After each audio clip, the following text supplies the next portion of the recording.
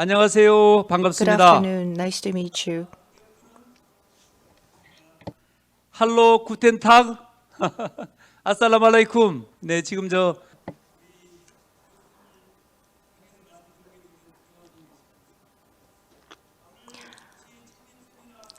I am Kang Yo-sik. I'm the Forum Secretary General and Chairman of Seoul Digital Foundation, and I'll be your host today. This is the Year of the Rabbit. It's a pleasure for me to be with you on this eventful day. Let's begin today's event with a warm round of applause. UCAI, or you could pronounce it UCAI, UCAI, user-centric artificial intelligence, and also it is branded UC because it also means you can see.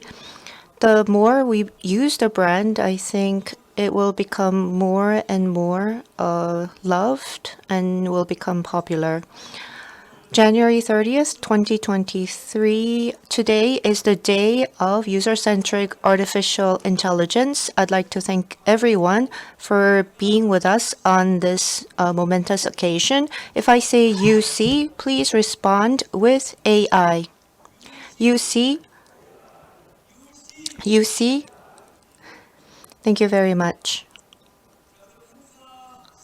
Before we begin today's seminar, I would like to introduce to you the special guests who have joined us today. First and foremost, UCAI Forum's co-chair and the father of modern AI. We have with us Dr. Eugen Schmidt-Huber. Please greet him with a warm round of applause.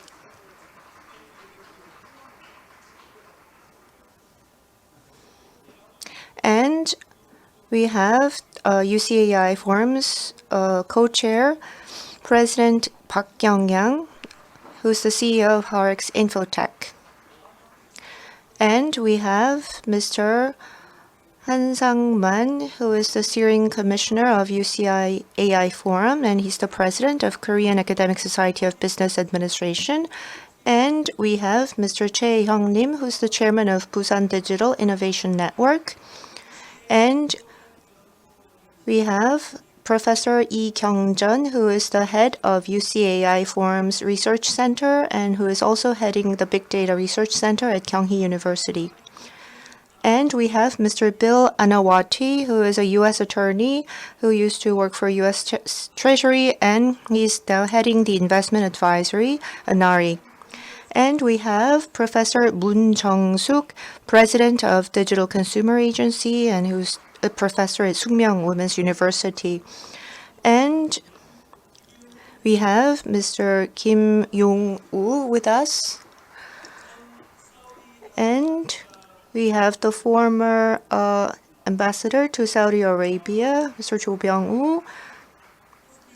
And President Seol-won of Cosmex, thank you. And Mr. Choi Yu-sam of Korea Credit Information Agency. And from Korea Post, yes, I think he's on the way. Korea Defense Association, Professor. Hello, nice to meet you. And Mr. Lee Keum-yong, Google.com, and National Cyber Safety, Mr. Park Sang-mo, Mr. Chung Gi-seop from the Korea Curling Association, and from KB Bank, Vice President Yoon Jin-soo, Mr. Kim Jae-gu, the incoming chairman or president of Korean Academic Society of Business Administration. In the interest of time, I'm afraid I cannot recognize all the guests. And we have the media, including Mail, Business Newspaper, Mail Economic TV, Electronic Times, IT Joseon, and ZDNet Korea. And he could not be with us, but His Excellency Mr. Ban Ki-moon, former UN Secretary General, sent his video, and Her Excellency Minister Ohud Khalfan Al Rumi of UAE also sent her greetings through a video. And we're going to have a lucky draw to express our appreciation for your participation. We will have a lucky draw after the panel discussion. So I hope that you will stay with us until the very end. And if you listen attentively and pray very well, then you will be able to get the latest iPad in the price range of $700. 3 iPads are waiting for you. And now I'd like to briefly go over the history of the forum. I would like to let you know about this UCAI forum came about. So this is the background of how this was formed. The term user-centric AI sharing platform, relatively new to us, was first brought up in 2021 by President Park Kyung-yang and Professor Lee Kyung-chun. They are the first movers in this field in that they designed the world's first user-centric AI sharing platform, established the concept, and are making ready the models to be used in practice. They're opening a new AI era. They wrote pieces in the papers, and Professor Han Sang-man, who is with us, and I also began contributing articles in the press about the meaning and significance of AI sharing. In August last year, the User-Centric AI Sharing Seminar hosted by the Seoul Digital Foundation dealt with the topic, and at the Kingdom of Saudi Arabia's Global AI Summit in September, I presented a keynote speech about the user-centric AI sharing and received much attention. And Professor Jürgen Schmidhuber also delivered a keynote in the same summit and met Mr. Park Kyung-yang, and this led to today's event. And in UAE and Saudi Arabia, Mr. Park Kyung-yang and Professor Lee Kyung-jun are engaged in many projects. And at the Smart City Expo World Congress in Barcelona, Spain last year, we set up a booth and introduced user-centric AI. And at the Seoul Big Data Forum, Professor Lee Kyung-jun talked about the user-centric AI as a keynote speaker. In December in the US at the World and there were experts meetings in which the topic was also discussed at the World Economic Forum, and we had the preparation meeting and the kickoff meeting last year, and now we are having the inaugural seminar today. And now we have the president of today's host, Han Sang-man, who is going to deliver an opening remark. He has served as the chair of Korea's Consumer Agency and also the Marketing Agency, and we'll greet him with a warm round of applause.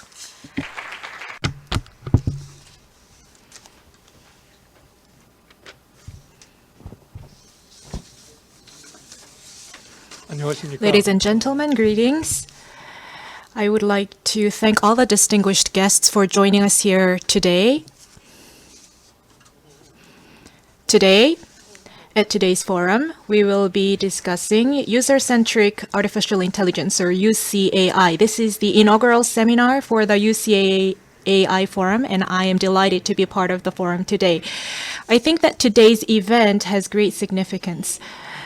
When we say AI, until now, we thought that it was something that was owned by tech companies, big tech companies, and offered as a service for the people. We thought that it was something that was owned and possessed by the big tech companies. However, during today's inaugural seminar, we will be discussing user-centric AI, and all the participating institutes will be pooling their energy together to talk about how to create UCAI. So it should be owned by all, not just by some big tech companies, and that is why we are inaugurating this forum. And during today's event, we're joined by keynote presenters, including Professor Jürgen Schmidt-Huber. Thank you very much for being with us today. Professor Schmidt-Huber advocates AI for all, which translates into Korean AI for all. And also, we have President Park from Harex Infotech, who talks about user-centric AI. I think that these concepts can come together to bring better future for all, and I think this is meaningful. We at KASPA, our next chairman, Kim, is also here with us today, and we will continue to provide our full support for the success of the UCAI Forum. And with the inaugural seminar today, I hope that all the countries around the world, and especially the public sector and the governments around the world, will come together around the forum as the hub. And I hope that this forum will provide much benefits for our scholars and academic institutes so that they can work around our forum as the hub. And this will help us shape a better future for all. And I think this day signifies the beginning of the journey. Thank you very much for being with us today, to all the distinguished guests and all the participating institutions. And the UCAI Forum, which inaugurates today, is commencing now. Thank you very much. 다 함께 잘 Thank you very much. Thank you for those warm remarks. And now we are going to watch congratulatory videos. He's the pride of Korea, and he's the Honorable former UN Secretary General, Mr. Ban Ki-moon, who could not be with us in person, but he did send us his greetings through a video. Ladies and gentlemen, distinguished guests, we are here today, offline and online, to celebrate the launch of the User-Centric Artificial Intelligence Forum. It is a great honor and privilege for me to join this historic event. I'm saying historic because we are at an inflection point of entering a new era that no one has ever experienced. As Dr. Jürgen Schmidt-Huber, who is referred to as the father of modern AI and is co-chairing today's forum, once predicted, personalized AI will be a part of our daily lives as everyone carries a mobile phone these days. And such moment may come much earlier than expected. In this new era, AI would be no longer exclusive property and technology that only big tech companies may afford. When the first Apple I computers were built and sold in Steve Jobs' family garage in California, USA, some 40 years ago, it was hardly imagined that this could start the new era of PC when everyone could afford personal computers at a reasonable price. Not too long from now, today's inaugural forum will be remembered as the opening of a new era. Steve Jobs and his friends opened the new era in a small and humble garage. On the other hand, we are in such much a better position as we hold this inaugural event in the Federation of Korean Industries Tower. I wish you all great success and hope this forum will serve as an announcement of a new moment for a better world through AI. Thank you. 감사합니다. 네, 감사. Thank you very much. He gave a remark for the success of our inaugural seminar. And next, we have a video of a congratulatory remark by a distinguished guest from the Middle East, Her Excellency Ohud Khalfan Al Rumi, the UAE Minister of State for Government Development and Future. She visited Korea in October last year and met with central government officials as well as major officials of the Seoul Metropolitan Government and Busan Metropolitan Government. She also has close ties with President Park of Harex Infotech. Next month, with the invitation of Her Excellency, Dubai will be hosting the World Government Summit, and President Park, Professor Lee, and myself are looking forward to attending the event. Let us now watch her remark. Ladies and gentlemen, greetings from the United Arab Emirates. It is a pleasure to be with you in the opening of the User-Centric Artificial Intelligence Forum, which is an important topic for us in the United Arab Emirates and all governments around the world. Artificial intelligence is at the heart of public sector modernization and has become an integral part of our lives. From playing a role virtually in all our daily activities to helping us solve humanity's most complex problems. However, AI comes with several challenges, the most critical of which have to do with lack of control over user data. Now, more than ever, it is becoming increasingly clear that user-centric artificial intelligence is the solution and the future. Governments around the world are keen on growing their AI capabilities to provide personalized services, and user-centric AI can help us to create endless opportunities. The UAE government is no exception to this.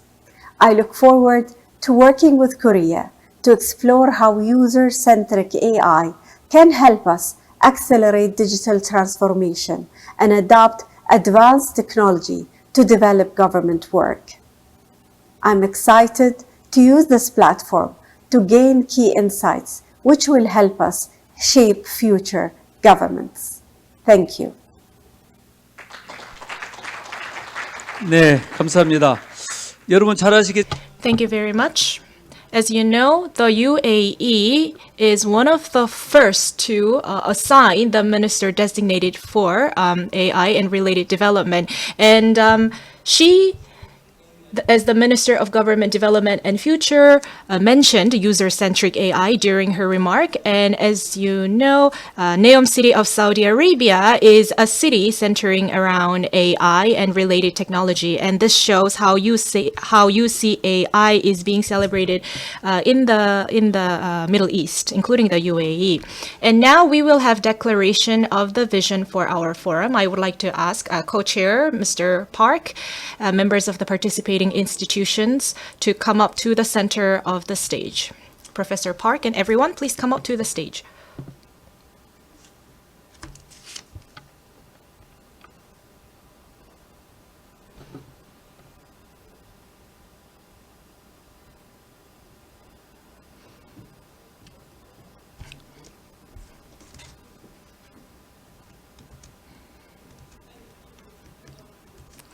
Please come up to the stage.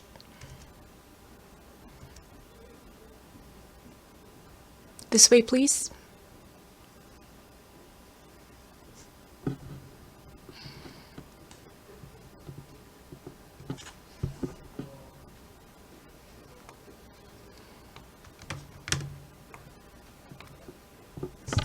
like this way. Okay, 다 준비됐. Let's all smile. And the UCAI, I will now read the vision of UCAI Forum. UCAI, or User-Centric Artificial Intelligence, is the ultimate social vision for the humanity to utilize hyper-personalized AI services to add values for all users and businesses, promote economic growth for all, and also create a world of happiness for all through balanced development around the world, regardless of the region.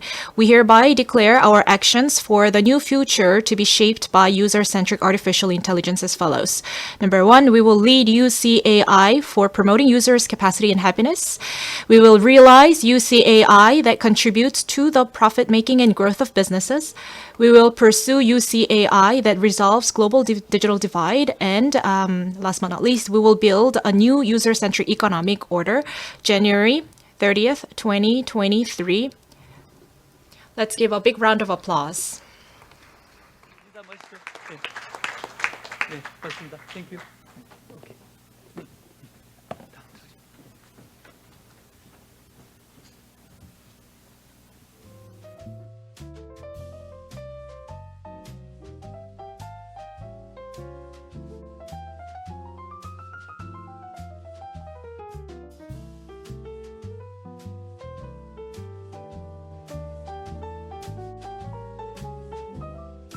네, 정말 thank you very much.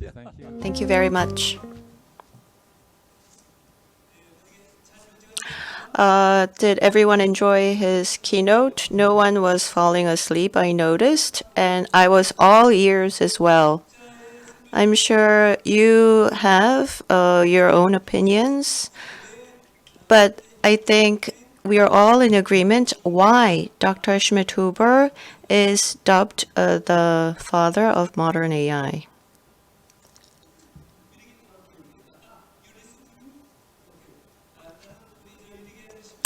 Dr. Schmidt-Huber is referred to as the father of modern AI, and I was able to see that listening to his keynote. He married in 1997, that's a special year, and also in 1997, LSTM paper was also published. And with that LSTM, in 2015, it was now applied to smartphones, so Google voice recognition, Facebook translation. This LSTM made all this possible, so I was surprised to know that. In November, ChatGPT became a hot topic, and back in 1991, Dr. Schmidt-Huber was also researching this area in Transformer, and now 13.8 billion years ago, and then he looked on to the future, and that AI will become prevalent in other galaxies, and I think his talk held a lot of implications and gave us food for thought. We are honored to have him here, so let's thank him with another warm round of applause for his inspiration. Thank you. Thank you so much.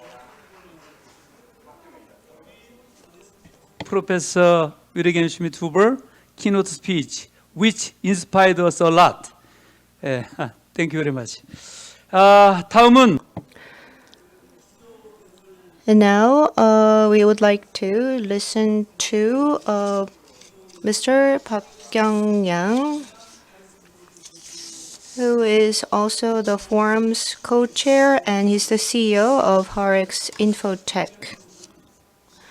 He majored in economics at Korea Military Academy, and in the 1980s and 1989, he studied AI marketing MBA research at Alabama University, and at the policy seminar of Seoul National University Public Administration School, he did a presentation on UCAI, and he is greatly devoted to the cause of individuals owning AI. And together with Professor Lee Kyung-jun, President Park is the founder of User-Centric AI and is doing all his best to implement a new economy which is user-centric and where everyone is connected to and is sharing the user-centric AI for a shared growth. He is traveling all around the world, Africa, the Middle East, and the Americas to propagate the concept of UCAI. In 2022, he received a Business Innovation Grand Prize from CASPA and also the Iron Tower Medal for Industrial Service Merit on the 44th Day of Invention and High Tech Award in the mobile category. Ladies and gentlemen, I give you President Park Kyung-yang, the new father of UCAI.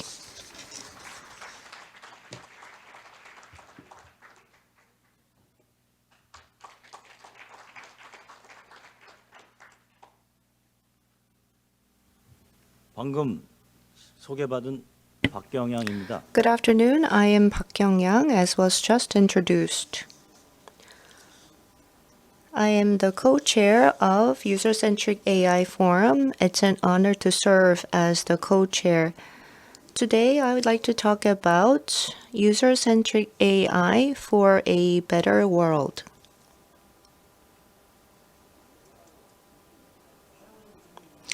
UCAI, or User-Centric Artificial Intelligence, is AI that fulfills user-oriented objectives, is integrated around the user, and which protects the user's information.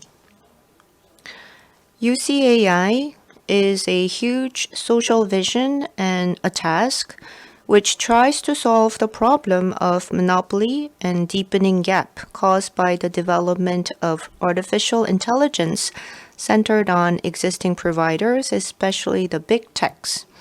And just as automobiles, computers, and media have developed from the possessions of large companies and organizations to individual ownership, UCAI aims to place in the hands of users the ownership, development, and utilization of artificial intelligence.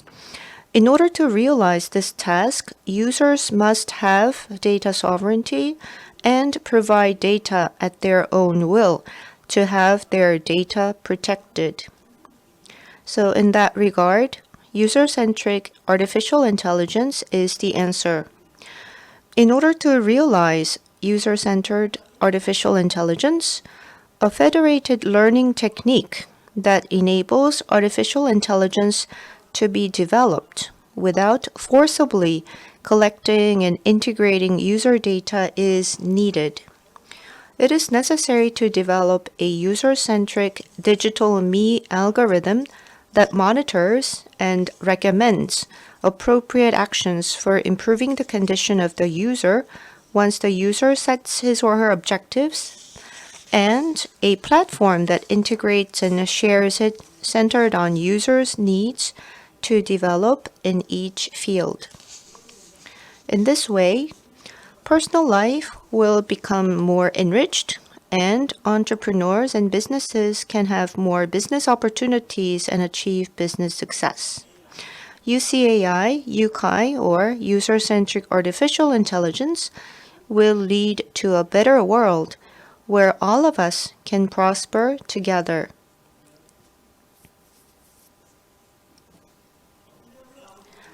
Adam Smith, referred to as the father of economics, said that when people engage in economic activities faithfully to their own interest, according to the price set by the market, consumers enjoy maximum satisfaction at the optimum price, and producers achieve maximum profit at the optimum price.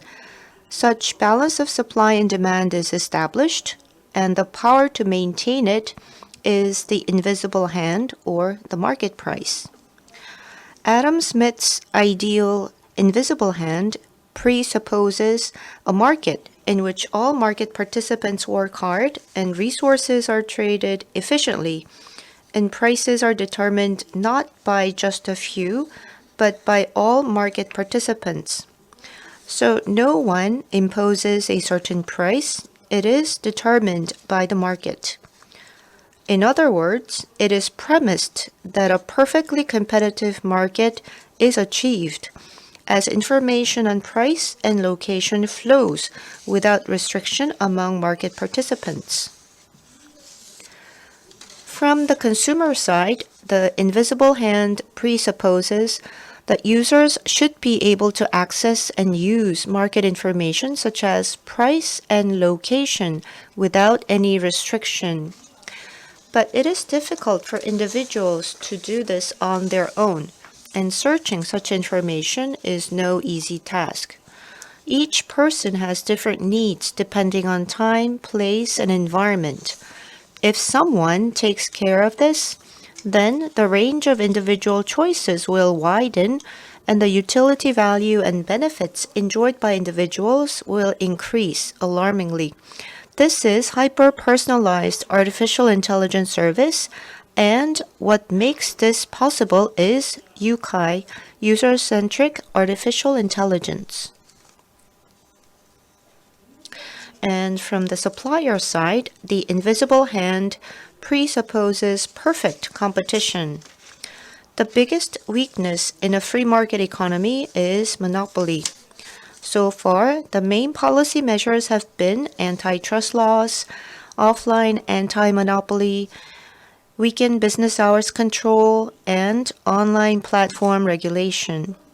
These regulations cannot keep up with the market changes and only create another entry barrier, jeopardizing innovation and reinforcing monopolies. Administrative measures cannot keep up with the market. The alternative must be by free innovation and competition in the market. It is to encourage platform innovation that allows small businesses, young entrepreneurs, MSMEs, and mid-sized companies to share the platform to increase customer contact and sales and enable global growth by running platform businesses with their own brands and strategies, just like large companies. Herein lies the role of UCI, again, user-centric artificial intelligence. UCI, user-centric artificial intelligence, is shared with all businesses so that they can increase their business competitiveness with hyper-personalized services according to their brand and strategy, and increase customer interface and sales to make their business successful. In this way, the problem of monopoly and oligopoly, the biggest weakness of the free market economy, can be solved through freedom and innovation in the market rather than through administration. And all businesses can grow together based on their product and service competitiveness without large funds. This will create the spread of the win-win economy and common prosperity in a way that gives opportunities to all rather than winner takes all.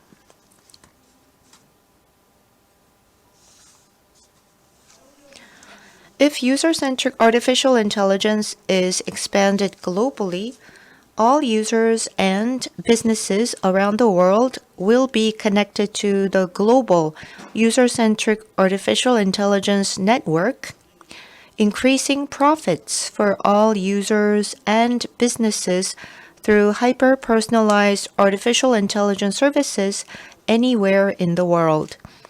There will be balanced growth throughout, regardless of region, reducing the gap between advanced and developing economies. I am confident that a new world will be realized where the whole world achieves economic growth and promotes happiness. This is the user-centric new economy.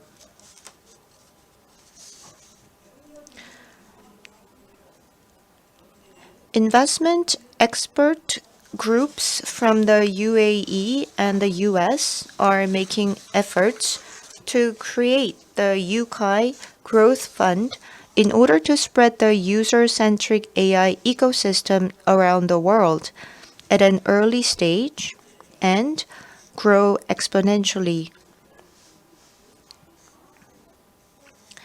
And the UCI Growth Fund will invest in various technology companies, leading AI technology, and high-growth companies with an innovative spirit that want to succeed in business using user-centric artificial intelligence. So those will be the candidates for the Yukai Growth Fund investment.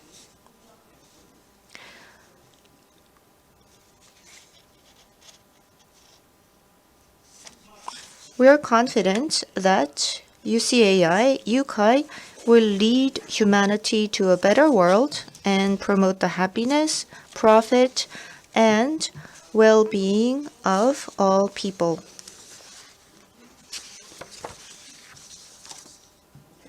Thank you very much. 네, 수고 많으셨습니다. 박경량.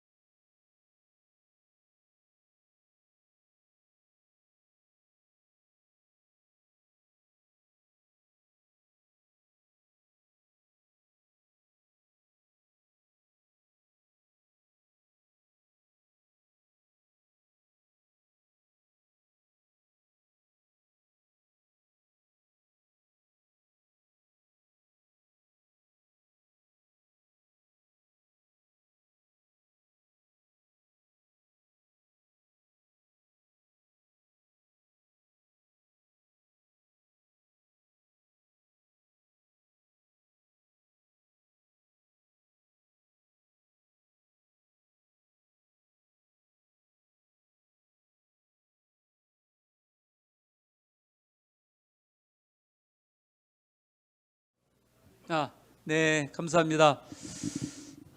오늘 정말 그 창립 세미나답게 그 열기가 뜨거운 것 같습니다. 두 분 정말 공동 우장님 정말 파워풀한 그 두 분께서 행사 그 서막을 열어주셔서 행사가 뜨겁게 시작되고 있습니다. 다음 이제 후반에 행사는 이제 사례 발표 두 가지가 있습니다. 먼저 첫 번째 그 사례 발표는 그 후안 자라테 대표님께서 하시는데요. 후안 자라테 대표님은 이번에 주제가 AI 공유 방식으로 국가 간 자금 세탁 방지 및 테러 자금 조달 방지 최신 동향이라는 주제로 해서 발표가 있겠습니다. 후안 자라테 대표님은 미국 백악관 국가안보 부보좌관 및 재무부 테러 방지 금융 차관보를 역임하셨으며 컨설리언트 창업자이십니다. 이 내용은 영상으로 시청하도록 하겠습니다. 영상을 주목해 주시기 바랍니다. It's a privilege to be with you today. My name is Juan Zarate. I want to thank you all for inviting me to offer a few remarks. I'm sorry I can't be with you in Seoul to be joined at such a great conference, but I want to thank President Park and the entire HAREX UB Pay platform team for inviting me to speak today. I will be in Seoul at some point. Unfortunately, I couldn't be with you today. I also want to thank our partners at McClarty Associates, in particular Ambassador Tom Hubbard. We've been fortunate through K2 Integrity and now our company Consilient to be partnered with HAREX, UBPay platform, and McClarty Associates for several years in partnership. And I want to thank our partners for their work and their trust and confidence. I want to talk to you today about my passion and commitment to what we call federated machine learning, what President Park and his team call AI sharing. This is a deep passion of mine, and I've become an evangelist for this technology. And I want to explain why, and why this is so important to the work that we do at our firm at K2 Integrity and at Consilient for purposes of preventing financial crime and ensuring financial integrity for the global financial system. In 2009, when I left the White House, where I was the Deputy National Security Advisor for combating terrorism for President George W. Bush, I left in search of a technology that would allow not just the U.S. financial system, but the global financial system to control and discover and manage financial crime risk more efficiently and effectively. I knew from my days at the U.S. Treasury as Assistant Secretary that the current system for managing illicit finance, managing for anti-money laundering, for fraud, for sanctions and sanctions evasion was imperfect, was not fit for purpose. In part because what we were asking that system to do was very different from how it was designed. In the 1970s and 80s, the anti-money laundering system was really built as a follow-the-money kind of system, as a system to aid investigators and prosecutors in finding dirty money and chasing it down and holding those engaged in money laundering or financial crimes to account. By design, that pre-9/11 system was very reactive, was dependent on the sharing of information from government, and very much relied on siloed systems to engage in risk management. In the post-September 11, 2001 environment, we had asked the system to do something altogether different, in part to prevent financial crime from happening to begin with. We asked the private sector to be guardians at the gate of the financial system to prevent illicit capital, terrorist financing, proliferation finance, corruption, proceeds of financial crimes from entering the financial system. And we were asking the banks and those that were subject to regulation to be much more proactive and preventative in terms of how they would risk manage for financial crime. Well, when I left government in 2009, I knew that the system that was in place was still analog, was still very much of the 1970s, 1980s model. It was very reactive and wasn't established to help prevent financial crime, to do so systemically, and frankly, to discover risk proactively using data creatively. And that's then how I came upon federated machine learning, what our friends at Harex call AI sharing, for purposes of financial crime risk management. And in doing so, I helped co-found a company called Consilient, which is the first company in the world devoted to the application of federated machine learning for purposes of preventing financial crime. The mission of that company is to use this technology to transform how we prevent financial crime from happening on a global basis. In this regard, the current illicit finance system is not fit for purpose, as I said. It's highly inefficient. We know that over 97, even 98% of current transaction monitoring systems trying to monitor where illicit finance is happening in payment corridors, ecosystems within banks is throwing off 97, 98% false positives. So that means most institutions are spending the vast majority of their time chasing things that don't matter and aren't real. We know that the system is not wholly effective. We know that billions of dollars of illicit finance is entering and traversing the international financial system every year.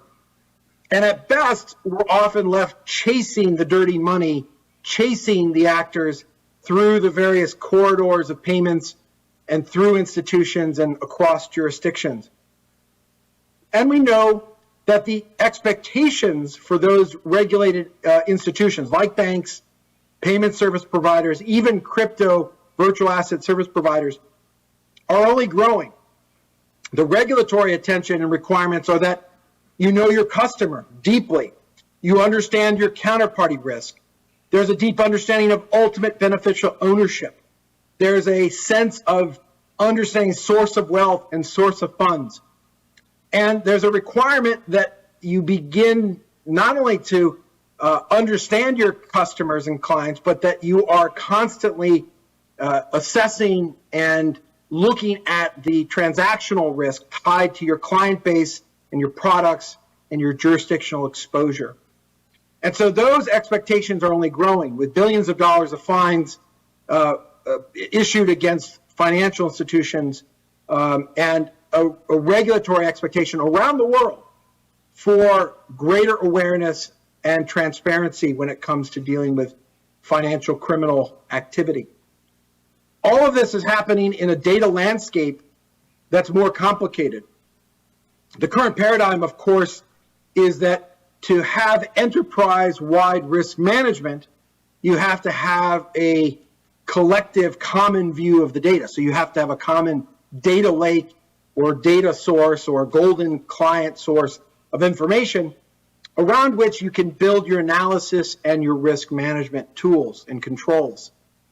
The problem, of course, is there's much more data out there. Data is increasing exponentially, but insights are not.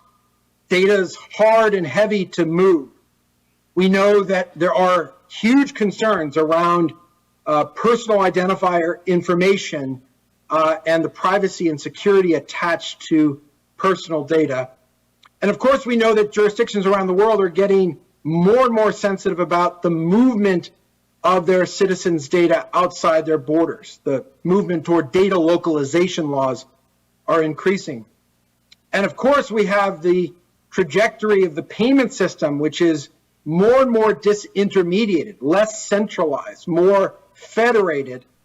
And with the advent of crypto and crypto payments and crypto assets, a much more decentralized DeFi world where knowing where a payment begins and how it ends is harder and harder to discover.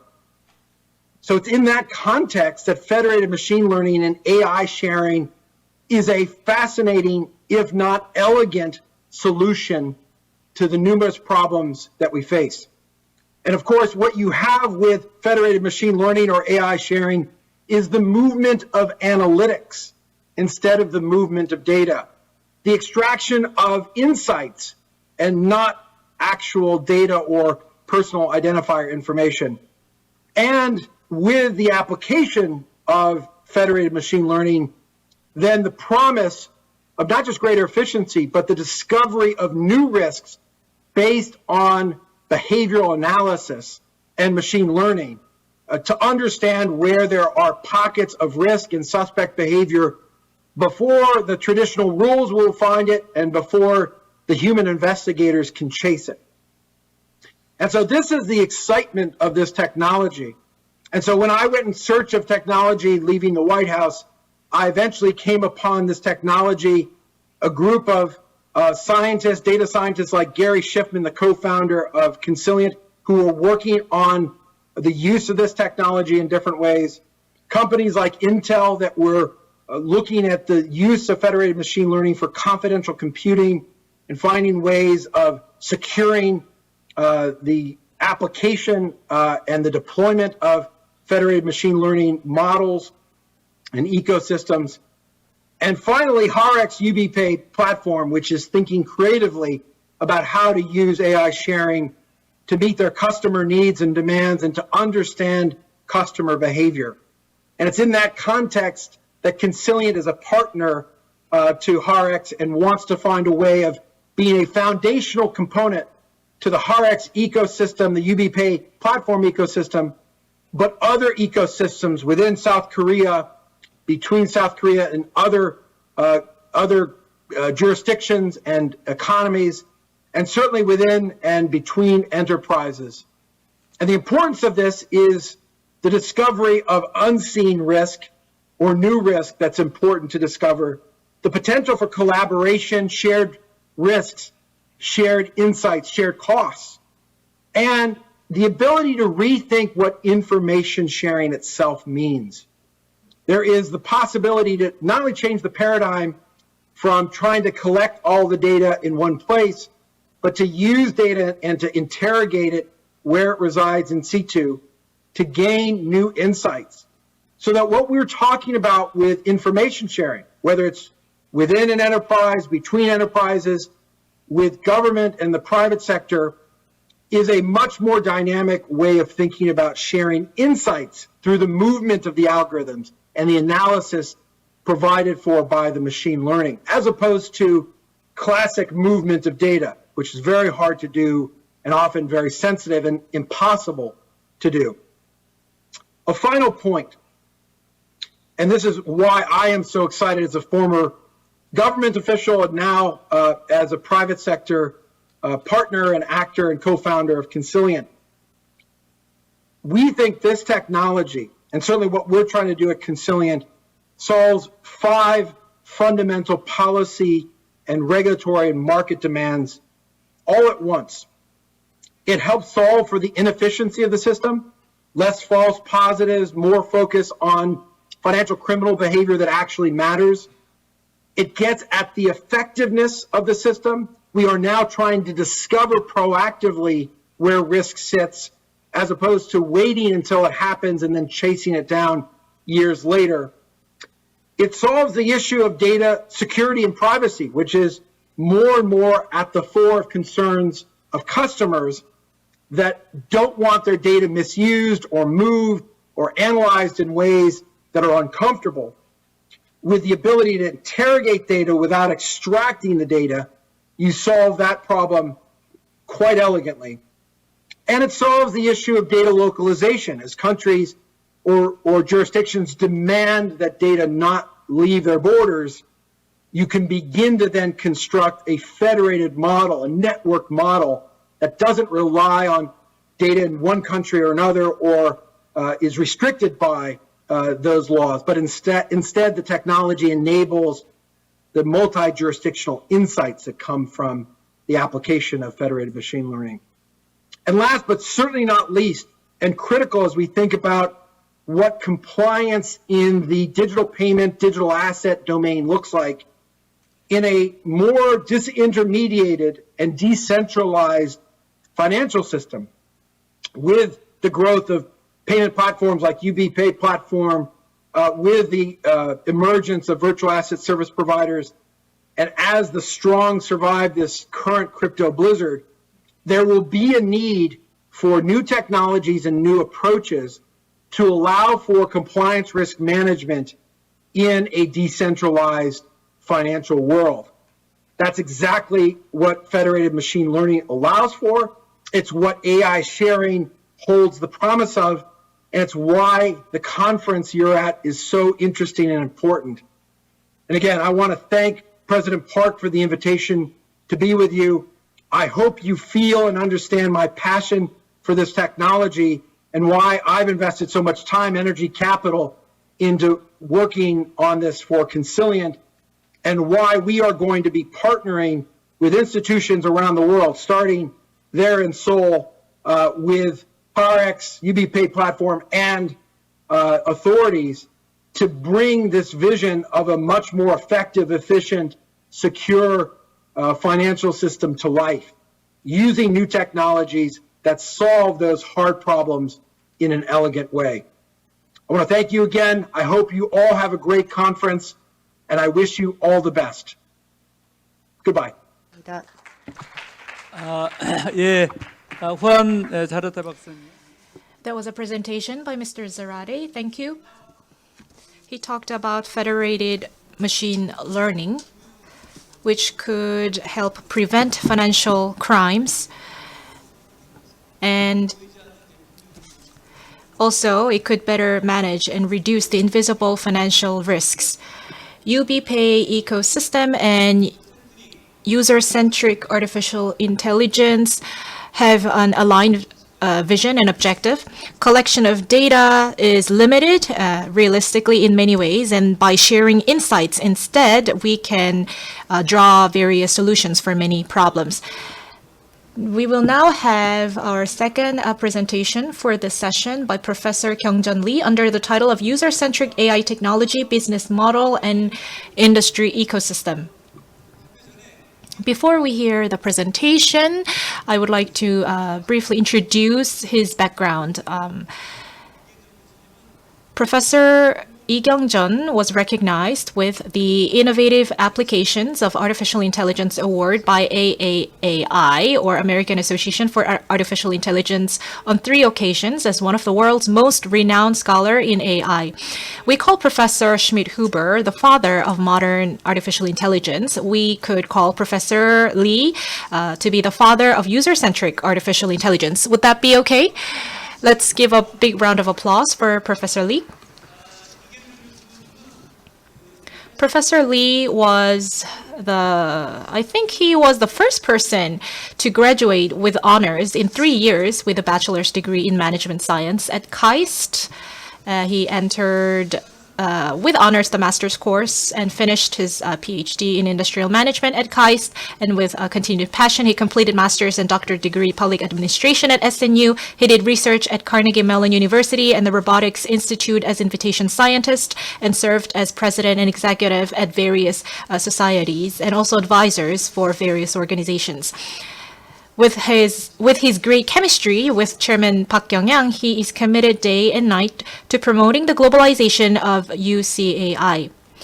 In November last year, Professor Lee used a ChatGPT methodology, the center of the world's attention today, and transformer model to apply his personal receipts to natural language data, and as a result developed a way to provide a safe analysis and hyper-personalized recommendation service without exposing or sharing the customer's recent purchase data with businesses through his new commerce engine. He's currently operating an AI recommendation service for small business owners at Ulsan Pay Delivery, and the model is expanding to other businesses, including franchises.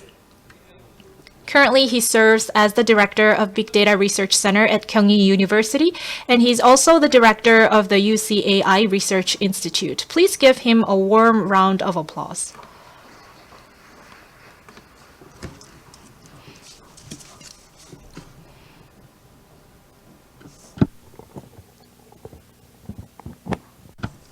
네, 안녕하십니까? Ladies and gentlemen, good afternoon. Thank you for also the exaggerated introduction. I'm a little embarrassed, but please allow me to begin. We just heard a presentation by President Zarati, and I think he specified the concept of AI sharing. So in my presentation, I would like to talk a little bit more about UCAI to contribute to your understanding. This introduces members of the UCAI Research Institute. In August 2020, we began our research. So we've been doing research for about 2.5 years now. When we say user-centric, what does that mean? That's where I would like to begin. If you search this word, you find a lot of user-centric design as a search result. User-centric design would be something that is on the opposite end of product-centric or business-centric design. So it would probably refer to design that is more user-friendly. So we hear a lot of the user-centric concept in design. Actually, I did some research in user-centric payment. And the UCAI that I would like to talk about today actually stems from user-centric payment. In 2006, I published 2 papers. And in those papers, we talked about the payment service. When you go to a store, you give your credit card to the merchant, and your financial information, your payment information goes to the merchant. But if you actually think about it, the person who's paying the money is yourself.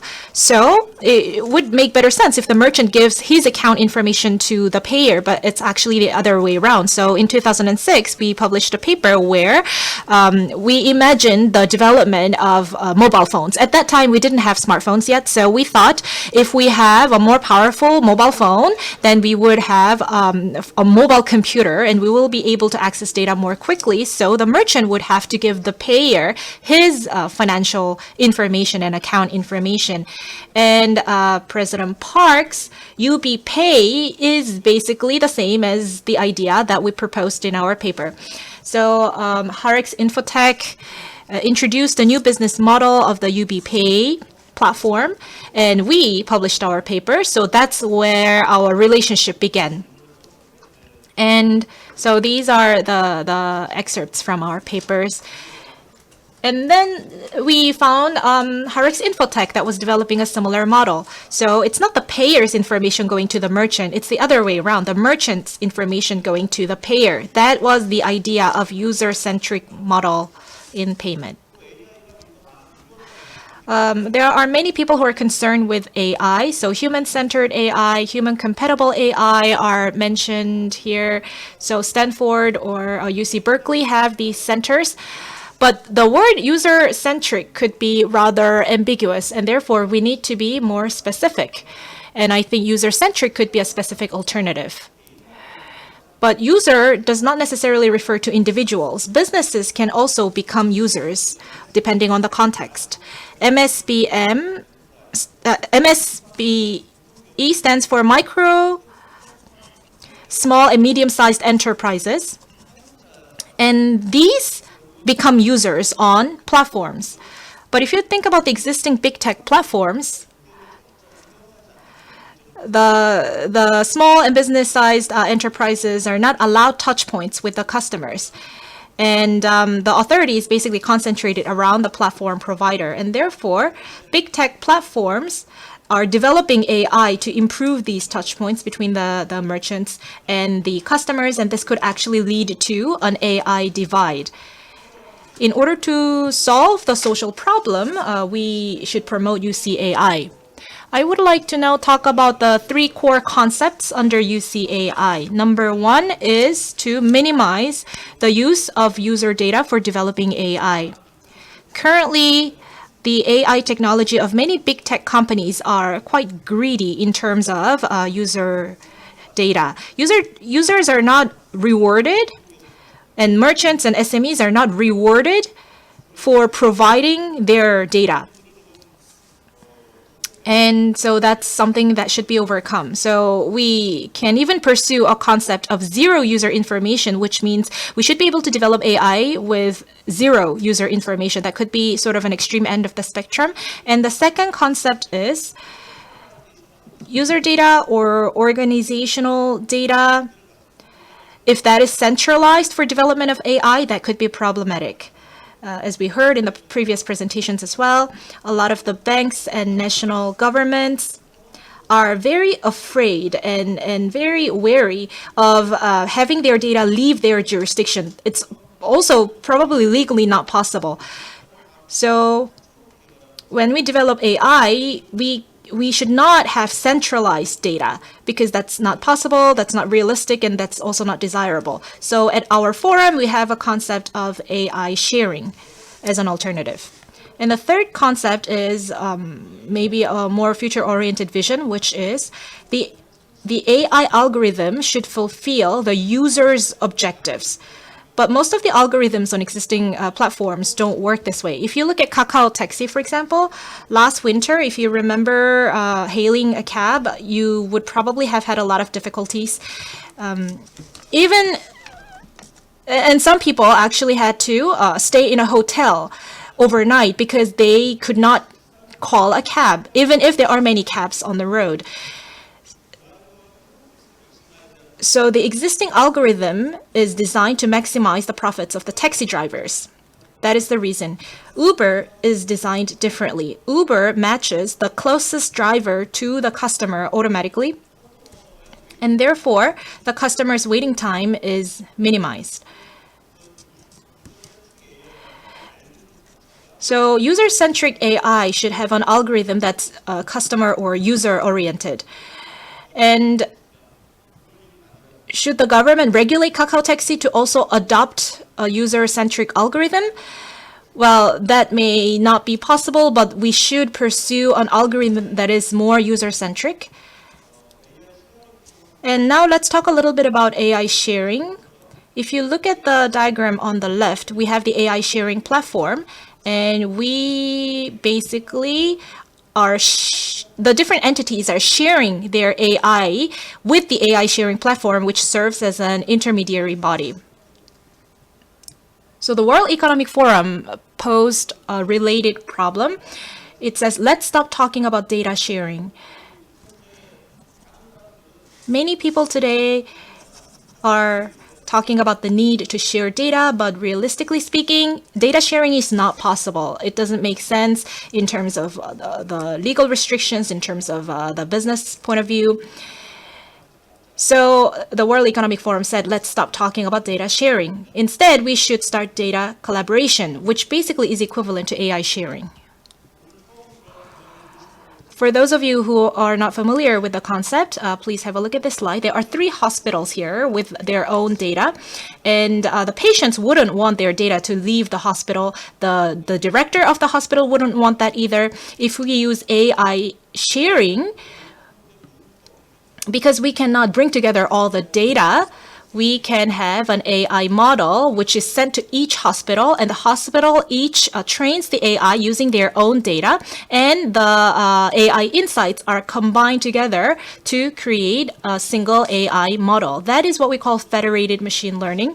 And mathematically speaking, we have the weighted average of the 3 AI models combined together. This means that each hospital can leave the network at any time, come back to the network at any time based on their interest. And President Park earlier talked about the free market economy talked by Adam Smith 200 years ago. Today, with AI in the context, the economic entities would also want to work for that objective, and AI sharing makes it possible. And Mr. Zarate mentioned this in his presentation. If you look at the Wall Street Journal article at the bottom, it talks about how 20 different countries decided to partner together for anti-money laundering, and they decided to collaborate in real time. But that was in 2020. Did that work? No, because the banks and the institutions around the world share the common goal of anti-money laundering, but they were not willing to share their data. I know that there are many participants from financial institutions today, including insurance companies and banks, but basically sharing data is not possible. Everybody knows this. So in August 18, 2020, the Wall Street Journal published this article about a partnership.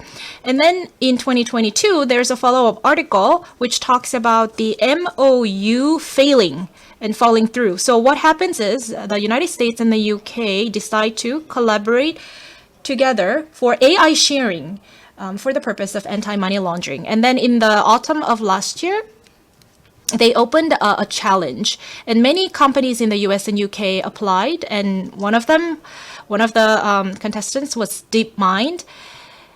So, and also Conciliant, headed by Mr. Zarate, is also involved in this challenge as far as I know. So, looking at AI sharing, it's a new and easy way of collaboration. Until now, you had to share data to collaborate.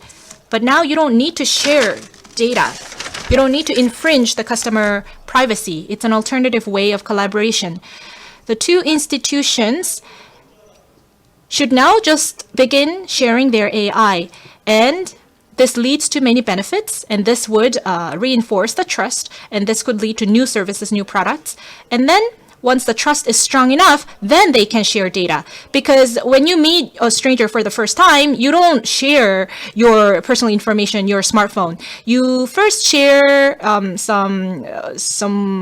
maybe some of the personal information, you share some light information, and then you start to know each other better. So that's what happens. You don't need to start off by sharing the data. You can start by sharing AI. So it's the easiest way of collaboration. If you opt for AI sharing, you actually have access to more data, and you have less exposure of data, and you have better protection of privacy, and also performance can grow by about 30%. So you have 30% higher performance when you have AI sharing versus when you don't. Of course, when you have data sharing, you can have even higher performance, but the difference is very small. This means you can make better decisions, you have better efficiency, and also you can save the cost. As Mr. Zarate said earlier, sharing data with each other entails many problems, including communications problem, and also you need the storage capacity. But AI sharing, compared to data sharing, is much more lightweight. And therefore, you can complete your projects more quickly, you can gain insights more quickly. And you can also reduce the overhead for processing data. Therefore, AI sharing allows collaboration which has not been possible until now.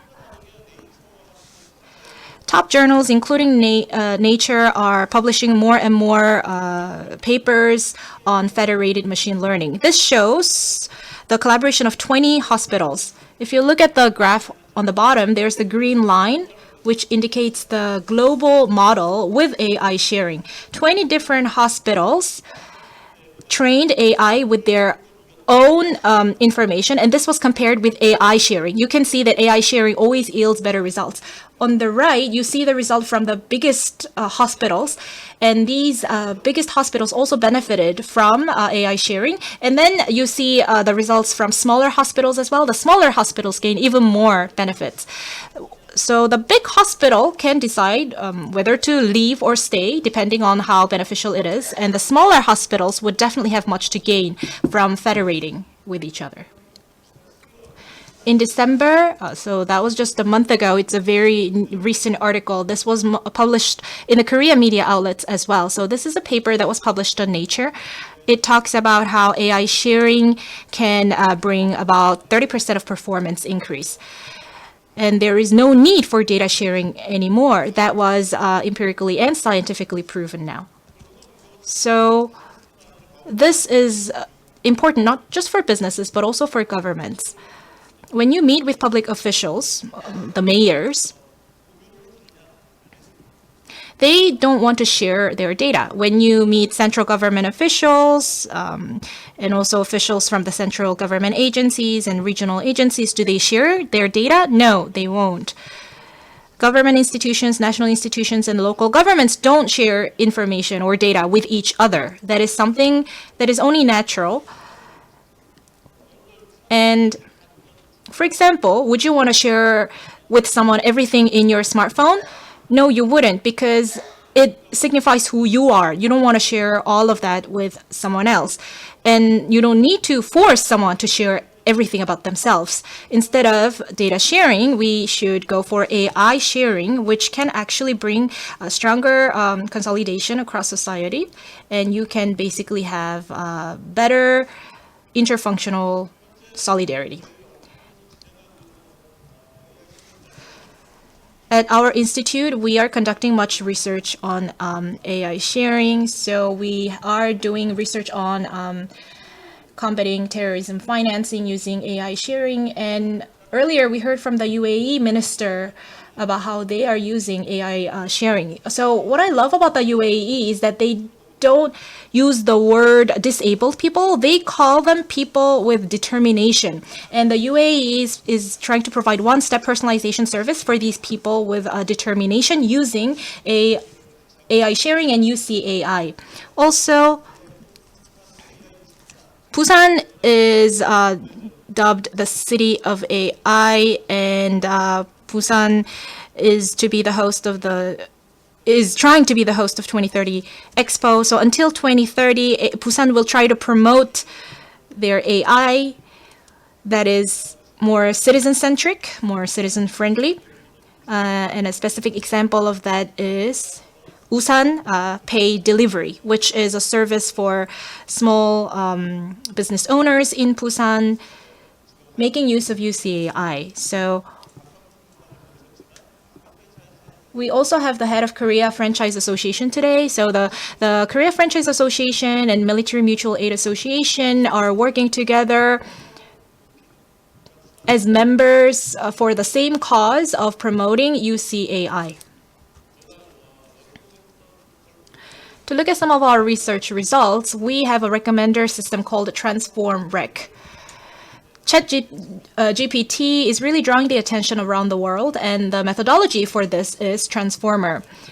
So we actually began this in August in 2020, and GPT-3 was announced in June 2020. So when we began our research, we were able to use GPT-3 and the same transformer methodology in our own system. And the recommendation algorithm based on the transformer is what you see here on the slide. So ChatGPT is applied in text. We applied it in receipts. If you look at the receipt, what do you see? It's all natural language. It shows where you bought it from, what you bought, how many you bought, and how much you paid. And all of that information is basically the core data to any commercial transactions. But nobody would want to share this data. So what we can do is we leave the data where it is in the payers' wallets, and we leave the data in the small merchant system, and we can develop AI using the data. So when a customer buys a product or a service from a merchant, well, based on all the data, we can predict who will buy what from where, and we can provide this AI insight to the merchants. So this is basically target market algorithm provided by recommender solution. And because this is in natural language, sometimes we can have some recommendations that don't make sense. For example, today we have dishes like rosé. Let's say that there is a restaurant that does not have rosé spaghetti on the menu, but AI recommends the restaurant to sell rosé spaghetti. And so this could actually offer new ideas for the restaurant. So maybe the restaurant can introduce this dish on their menu. AI can lead to creativity and creative ideation, as Mr. Zarate said. So this could be an example of that. So with this, we can have demand forecasting, product bundling, cross-selling, and event promotion. If you use Ulsan Payment Delivery or Ulsan Pedal, well, if there are any citizens from Ulsan here, from the very first landing page, you have AI recommending you what to order. If you go to Daum News or Naver News, you are exposed to recommended news articles. And the same thing can happen when you're ordering food. You can actually get AI recommended food, and this could be a great improvement to your life. And we did customer satisfaction survey with great reactions.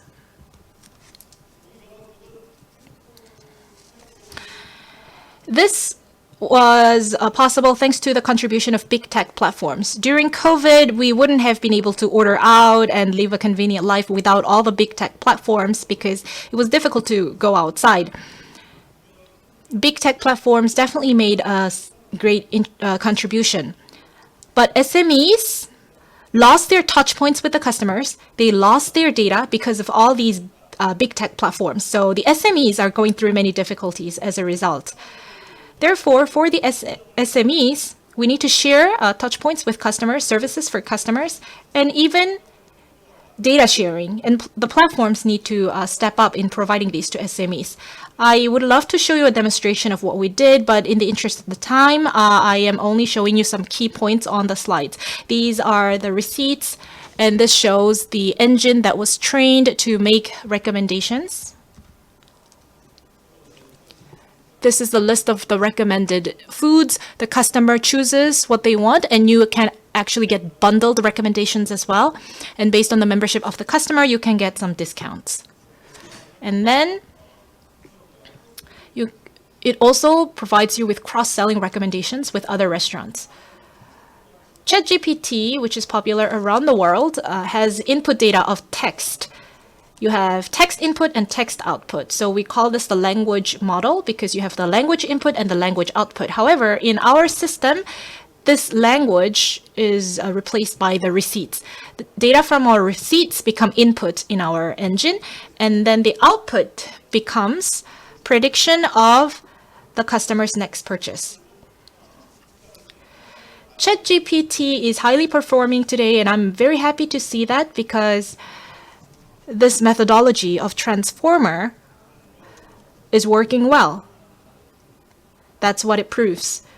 This means that other related engines would also likely to succeed. So I would like to give an applause to Professor Schmidt-Huber for his great work, which became the foundation of this. So we can provide B2C services based on this technology. We can also provide B2B services based on this technology. And this is how we can help SMEs. We can have target marketing, and we can recommend the customers what to buy where. This also means that we can make recommendations for the SMEs to approach particular customers and market particular products. So we have sort of like a duality, which helps both sides. It's January 30th today, and SMEs would wonder what kind of customer events they should have on that day. And we can also recommend appropriate event promotions for particular days and particular dates. It's very difficult to achieve this in our AI, but our engine can make a contribution here. And a lot of SMEs also want a good demand forecasting. They want to know how much they're going to sell today, tomorrow, how much inventory they should have, how much ingredients they should purchase. And AI could help demand forecasting based on the results of AI recommendation. And also we have product brainstorming, which is what I mentioned earlier. Let's say that there is a restaurant. Well, let's say nobody was selling rosé chicken, but then AI one day started to recommend rosé chicken, and that could actually be helpful for brainstorming other new products as well. Until now, a lot of the platform companies had to take data from SMEs to help them, but now you don't need to take their data. You are only integrating them using AI sharing. And currently, a lot of these exclusive platforms are not giving customer touch points to the enterprises, but the sharing platforms are different because the SMEs can now directly interact and contact the customers. BBQ, 7-Eleven, Ulsan are some of the partners we are working closely with. And next is something that has not been turned into reality yet, but it is something that we're researching. Earlier, I criticized Kakao Taxi a little bit, saying that the algorithm prevents the customers or the users to achieve their objective. So as an alternative, we have Digital Me service using MPER model, which stands for aim, measure, predict, evaluate, and recommend. Digital Me service is basically something that manages the individual's states. For example, you shouldn't do any exercises that are kind of too much, like bungee jumping.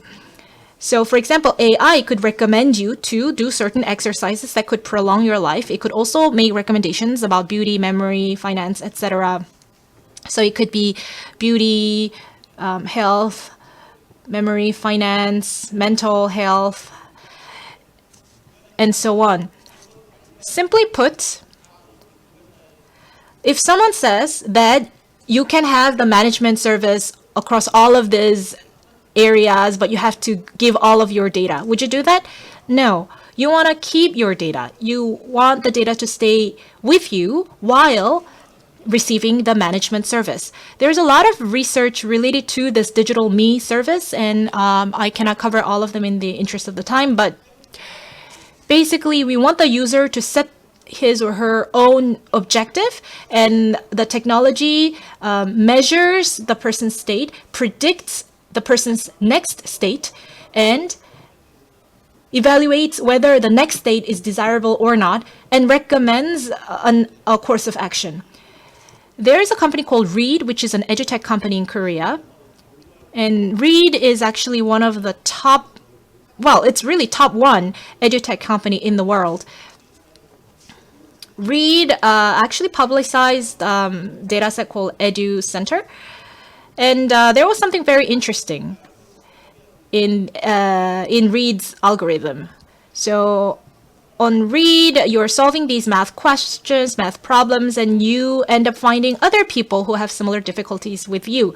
So do you want to be recommended questions that this other person got right or this other person got wrong? Well, if you said you want to look at the problems that the other person got right, then you're a very good person, I think. But Reed would recommend you problems that this other person got wrong. So basically, Reed is a very strict teacher.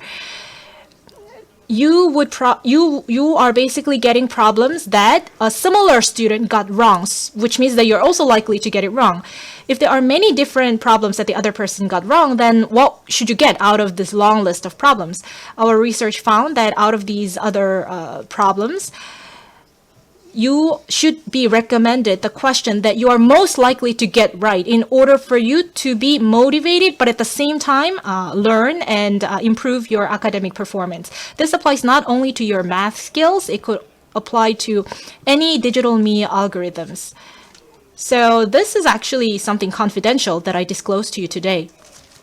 And this could also work with healthcare data. So we are doing research with healthcare data.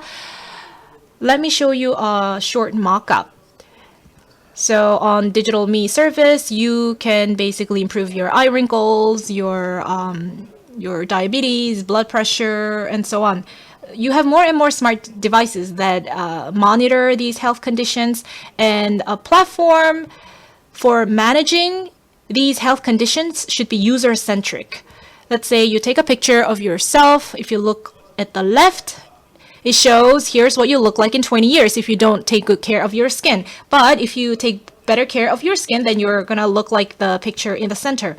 So it recommends you different actions, and it links you to different services for skincare. This could apply to hair loss, obesity, blood glucose, skin health, and so on. So it could apply to health, beauty, finance, and many other areas in your life. We will have more and more digital me platforms to manage all of these different areas in your life. And you wouldn't want to give up your data for all of these services. You would want to keep your data with you, and that will lead to these new business models, again, using AI sharing. So each user will be using their own smartphone, keeping their data in their own personal cloud, but using AI sharing, they can get various services.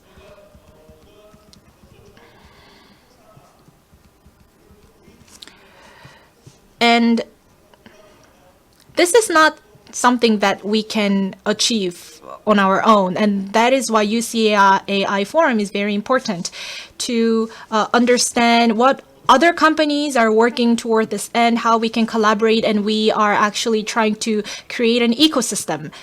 And you see a lot of different companies here that we're looking forward to collaborate in UCAI ecosystem.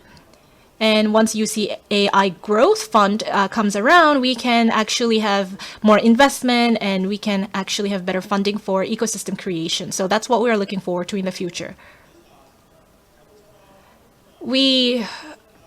So if you think about cars, computers, media outlets, they were the exclusive properties of the minority. So if you look back in history, cars were actually something that only rich people could own. But with Ford, Model T came around, which democratized cars. The same thing happened with computers. Steve Jobs or Bill Gates brought about the era of personal computers, smartphones. As for media, in the past, we were living in the era of mass media. Now we're living in the era of social media, personal media. I think the same will happen with AI. So Professor Schmidt-Huber proposed his vision today, and I think my vision is very closely aligned with his. So in AI, I think we should also have division of labor. Adam Smith said that if you make a pin on your own at home, you will only have 20 pins per day. But if you have 10 people or 20 people working together, you can actually create 4,800 pins in the same duration of time. So during the first industrial revolution, we started to see materials moving along the railroad, and the second industrial revolution showed electricity. And then the third revolution showed data moving along the internet, and the fourth industrial revolution would be AI sharing, AI moving things, moving products and services. I'm sorry I went over time, but this is my last slide. So now we will have an era where an individual would be owning AI. What would be the foundation of that new era? Well, the individual owning the data, the individual creating AI using their own data. If you don't have a lot of data, then your AI will not have high performance. That is why you need AI sharing to amplify the performance. And that, I think, will how AI will develop. This was my own personal point of view. But also, small merchants, SMEs, and all social entities would be moving toward this paradigm. And we talk a lot about the need for exchanging data. What would the data market look like going forward? Let's say that someone gets your data and then makes money, then you would be very angry at that. Let's say that for example, Alaska was acquired by the US, and that's a valuable asset for the US now. So if your data is falls in the hands of someone else, and that person makes a lot of money out of that, then you would not be very happy with that.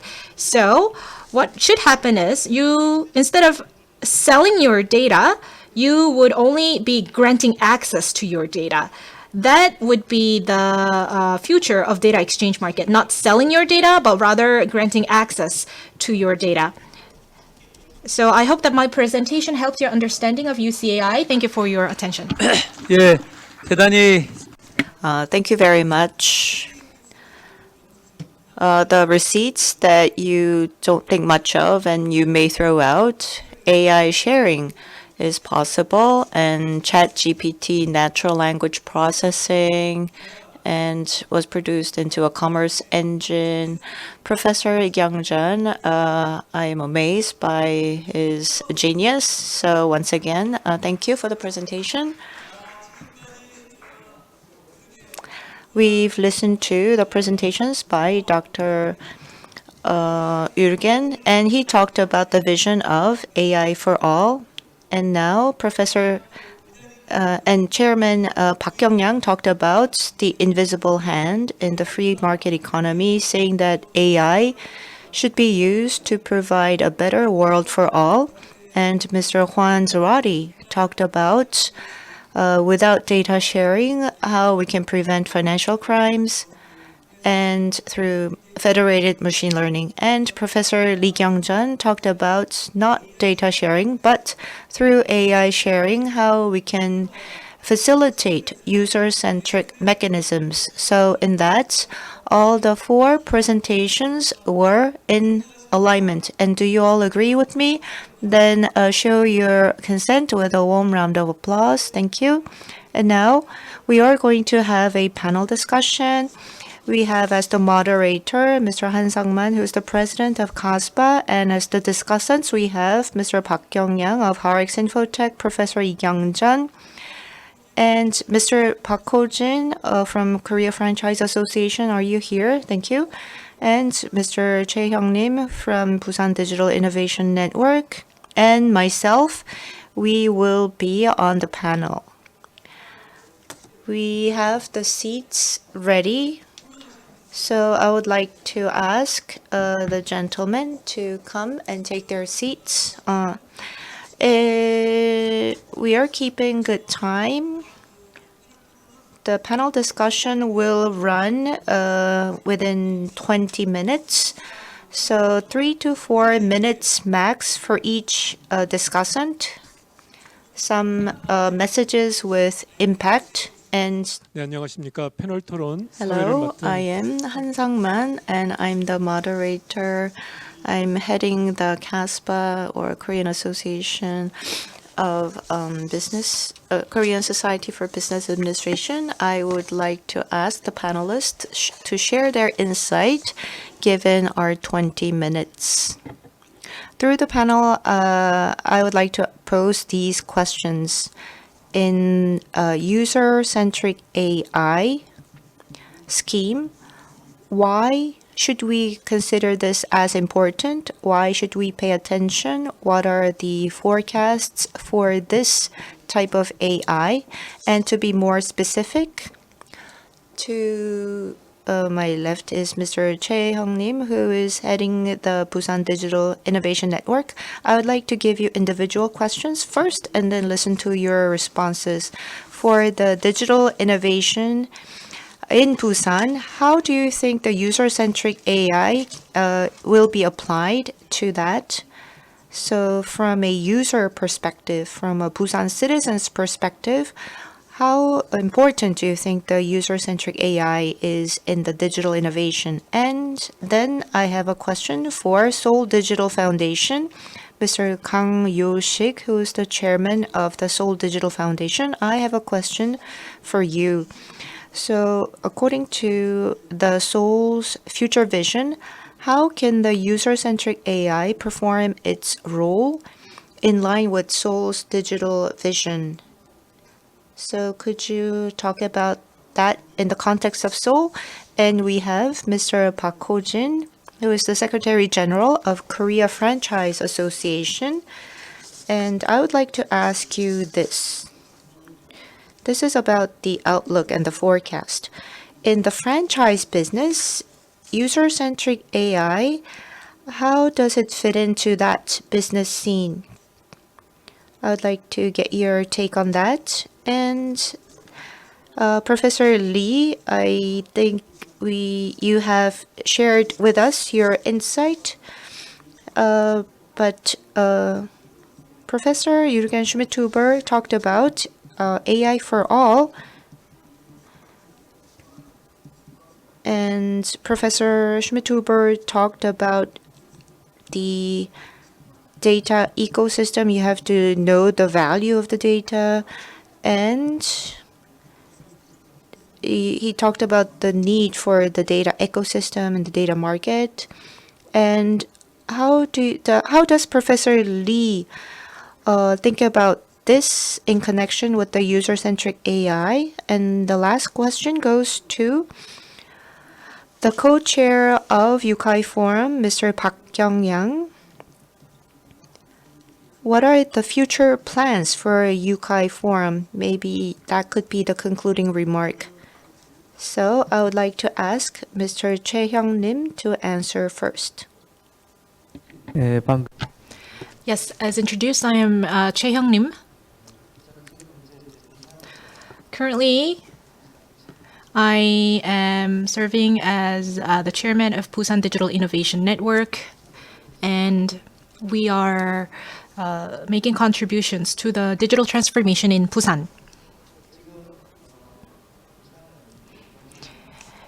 As was mentioned by Professor Lee during his presentation, we, Busan, is currently working to host the 2030 Expo. We're really committing all of our resources to become the host city. Mayor Park of Busan, after being assigned as the mayor, put forward his pledge that Busan shall become the city of AI. And by 2030, he will aim to make Busan the city of AI, the role model city and the leading city of AI. And there are a lot of policies that are being introduced to this end. Especially something that is noteworthy is, in order to become the city of AI, we have embarked on some projects relating with ISP. So in Korea, Professor Lee is an expert, one of the biggest experts in AI. So what we did at Busan was we invited him as an advisor for AI promotion in our city. And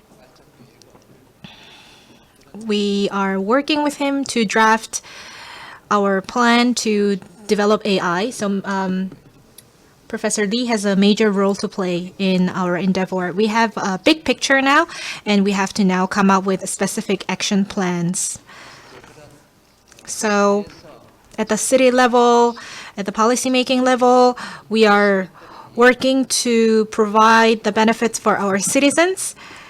And we want to make this something relatable for our citizens. We want to increase the understanding and the awareness of the citizens about AI. So from that point of view, the city government and the citizens have to be connected together, and our network hopes to serve as the bridge between the government and the citizens. That's the role of the Busan Digital Innovation Network. Today, we are discussing UCAI at this forum, and also we're talking about AI sharing. In order for these to succeed, Busan also has a strong commitment. Busan is also developing and has to develop specific policies for AI sharing, and we have to think about the most efficient way to do this. So that is sort of our homework to solve. And with this forum inaugurated today, I think we will be able to gain a lot of insight about the best way forward. So I look forward to gaining great insight from you all, and I look forward to applying these solutions to our city of Busan, and our network will do our best to make a contribution there. So currently, we are really working hard to host the 2030 Expo. I look forward to your support, your interest, so that it could contribute to the development of not just Busan, but the entire Korea. And when we do become the host of 2030 Expo, that will accelerate our journey toward the city of AI, and we can become a pilot city of AI, and this concept can expand to other cities around the country as well. Thank you very much. 네, Thank you. I hope that Busan will be able to host the World Expo 2030 and will be able to showcase its AI technology. And now, moving from Busan to Seoul, Mr. Kang Yo-shik.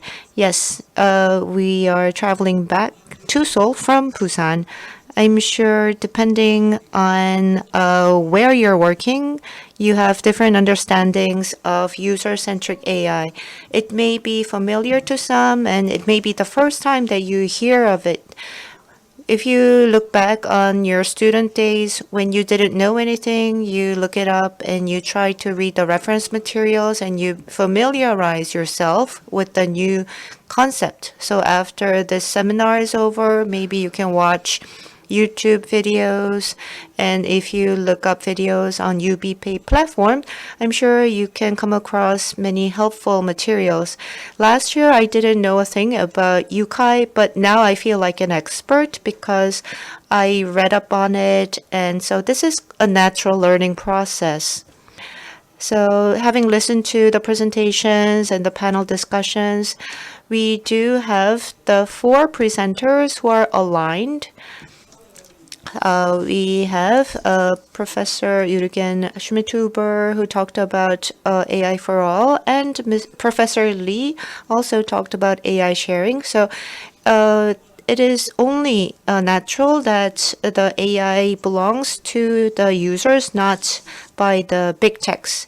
And Metaverse platform is becoming mainstream. We are moving beyond AI. I think we're at an inflection point. The one who understands the future can only lead the future. That is what a futurist said. And Professor Lee and Mr. Park found this concept and then developed it into a commerce engine and then developed it into a digital me service. They were able to lead the future because they understand.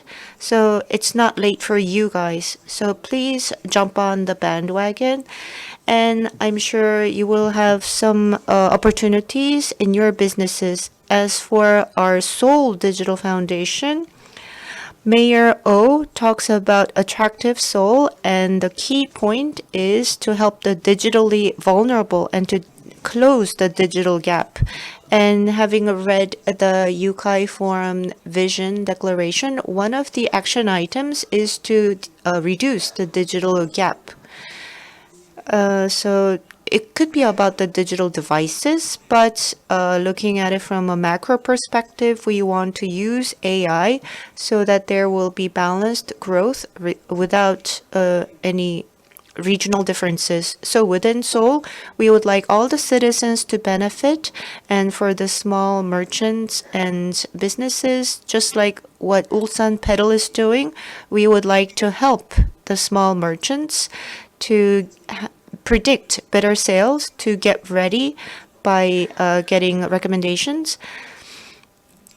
And there could be some things that the public sector can do for their support. This is a very precious seminar. Thank you for this opportunity. Thank you very much. That was the vision of Seoul Digital Foundation, how to create an attractive city.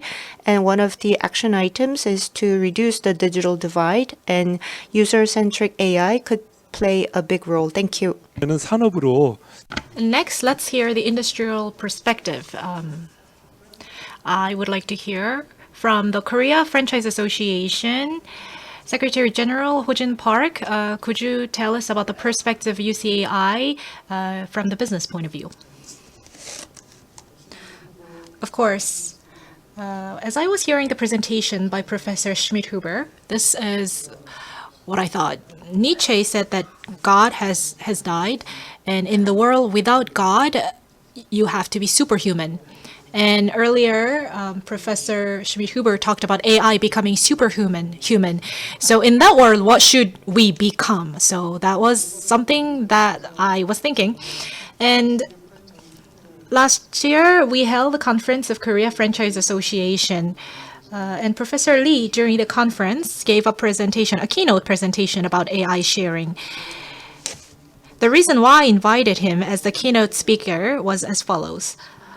About 10 years ago, the president of Korea Franchise Association attended the World Franchise Conference, and the VP of Google gave a keynote speech during the conference. He showed his phone to the audience and said that all the commerce will happen inside the small smartphone. So it was 10 years ago. At the time, there was no e-commerce. And so our president was shocked to hear that. He came back to Korea from the conference, and he started to have a lot of passion in the mobile industry, and that's how he made a lot of money. So for our SMEs, for our franchises, what should we show as the future? And I think AI sharing could be one of the answers. That could be one of the core aspects of the future. That's what we felt and learned from the keynote presentation by Professor Lee. With COVID, the life of SMEs has changed completely. Now they have to deliver their products and services. And a lot of the small merchants, as a result, lost their customers because in the past they had the customers visiting their stores offline, and they could learn what people were eating, they could learn what people were ordering. But now the platform companies are taking care of everything and handling everything. So a lot of these small merchants don't even know what people are ordering. So they have sort of become the factories for making food rather than businesses managing their own product and services. So the businesses, the merchants, and the franchisees, they need more. And we have been asking platform companies and the government to share more information with the small merchants. And the bill was actually on the table in the previous administration, but during the incumbent administration, this bill was driven outside of the table, so it's not part of the possibility anymore. So we have to find a new way forward. And I think AI sharing could be a valid alternative to solve the situation. I asked our member companies to join us at the forum today, but I don't see a lot of people from our association today. I see a lot of people from the financial institutes, but not a lot from the franchisees. And I think that's because still we don't have enough awareness in the food and beverage business. So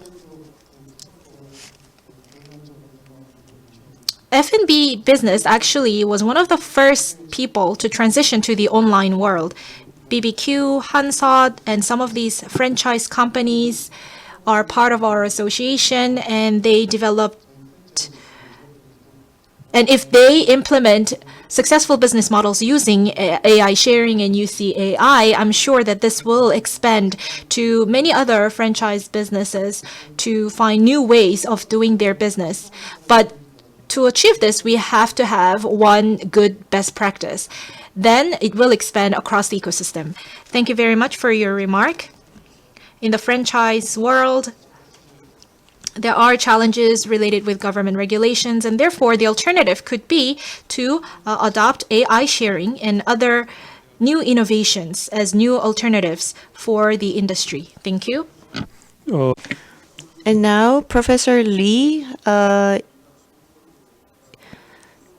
would like to ask the question in connection to your presentation and Professor Schmidhuber's. So could you respond?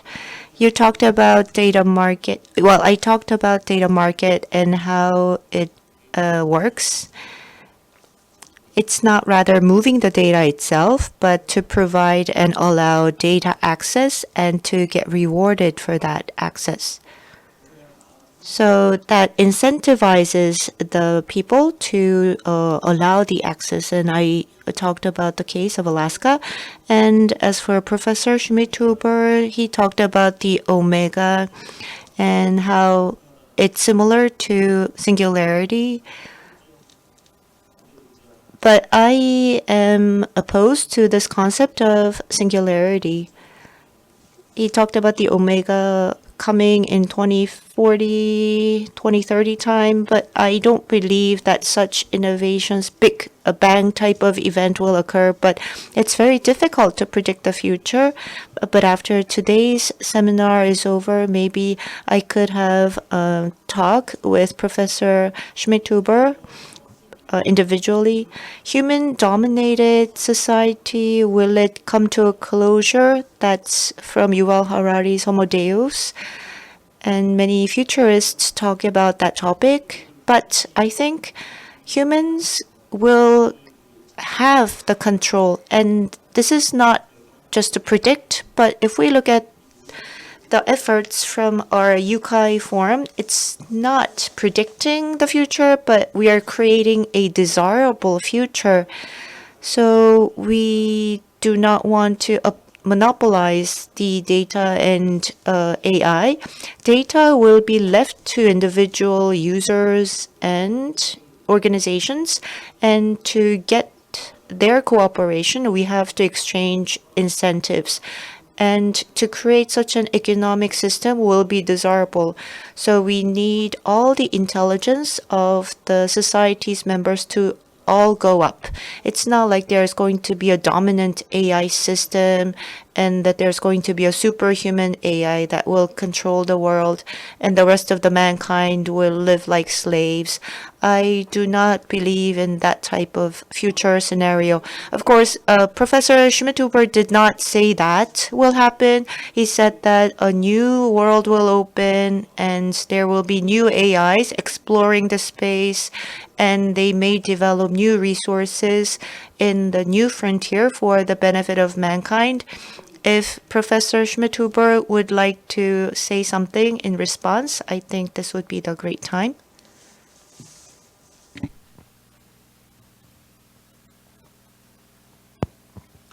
I don't have much to add there. Just let me make totally clear that I'm not at all advocating for a situation where humans will be slaves of. No, of course not. Huh? So the future is going to be totally different from the Arnold Schwarzenegger movies, you know, like Terminator and so on, where the bad robots are enslaving people. Superhuman AIs, really smart AIs, have no reason whatsoever to enslave people if they can much more easily build a robot that can do everything that people can do much better than. So there is no reason for any superhuman AI civilization, which will not consist of one AI, but of thousands and billions and trillions. There's no reason for a civilization like that to enslave humans, because they will not be very interested in humans, right? Just like humans are not very interested in ants. This doesn't mean much. the ants are hundreds of millions of years, or I think 150 million years older than humans, and still today, even after this new intelligent species came along, the humans, a couple of millions of years ago, even today, there are many, many more ants than humans, and it's going to remain this way. There is no reason for humans to exterminate ants. No, we are happy about all these many ants in the forest. We know that they are doing good things there. The only time when we are dealing with ants in a way that is not good for the ants is when they are invading our house, because then we are buying poison that is killing the ant babies with 2 weeks delay and so on. So we are doing chemical warfare against the ants. But this is relevant just for a few hundreds of ants, and out there in the forest there are trillions of ants, and we are happy that they are there. So generally speaking, any intelligent species or any species is mostly interested in those of the same kind with whom they share goals. So if you share goals with somebody, then you can do two things. Either you can collaborate to achieve the goals together, for example, extreme form love and form a family together and achieve goals together, or you can compete. So if there's only one schnitzel and only one guy can eat it, and this guy wants their schnitzel and this guy also wants the schnitzel, then they will fight for the schnitzel. And an extreme form for that is war. But that's exactly the reason why most beings are interested in other beings like themselves. And that's why most CEOs of big companies are interested in other CEOs of similar companies with whom they are competing. And that's why most 7-year-old girls are mostly interested in other 7-year-old girls. And that's why most squirrels are mostly interested in other squirrels. And that's why the superhuman AIs of the future will be mostly interested in other superhuman AIs of the future, and not so much in the squirrels and the humans and so on. Yeah. So there is no real worry. One doesn't have to be worried about the future, and you don't have to be worried about superhuman AIs, simply because of lack of interest on the other side. Thank you. Thank you, Regan. There's really a very prompt Thank you. and really appreciate your response. 지금 말씀하신 As you said, he gave another new insight for us. Just like we human being was born as a kind, AI is its own kind, and it will form its own civilization, and we're witnessing the beginning of that. And I think that really provided a new perspective for us all. Thank you. Last but not least, I would like to hear from our co-chair, Park Kyung-yang, about the future plan of UKI Forum. Yes, I will keep it brief. In 2016 at SNU, I first coined this term of UCAI as a concept for the fourth industrial revolution. Human-made technology should serve human happiness, and it should make human beings smarter, happier, and it should make our lives more enjoyable. That is how I came up with the concept of UCAI, and I had a strong conviction that technology would do that. As Professor Schmidhuber said, superhuman AI and other incredible progress in the AI technology will, at the end of the day, serve happiness for the humanity, and this is the beginning of a new civilization. That's the conviction I had when I published my journal, and this is where we are today. I think that this forum will be an opportunity for this civilization to be shared not just in Korea, but across the world, so that not just Korea, but countries around the world and the opinion leaders around the world can work together to open this new world together. And I will do my best to make sure that the forum can serve this role. We could have the seminar on a monthly basis in Korea, and then maybe one day we could expand that on a global scale so that we could have a more global forum in the future. So that is the plan we have, and that's the plan we will embark on right now. Thank you very much. Let's give a big round of applause for all panelists. 시작은 우리가 첫 We took the first step today, and in the future, we will be taking bigger, giant steps in a world that is made better by the user-centric AI. I would like to thank all the speakers, discussants, for their insight.